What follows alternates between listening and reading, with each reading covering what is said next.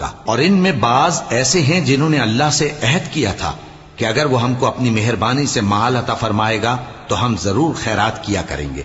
اور نیکوکاروں میں ہو جائیں گے، لیکن جب اللہ نے ان کو اپنے فضل سے مال دیا تو اس میں بخل کرنے لگے اور اپنے عہد سے روگردانی کر کے پھر بیٹھے۔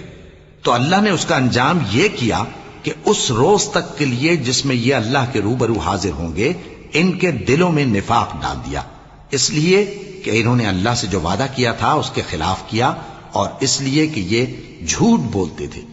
کیا ان کو معلوم نہیں کہ اللہ ان کے بھیدوں اور مشوروں تک سے واقف ہے، اور یہ کہ اللہ غیب کی باتیں جاننے والا ہے؟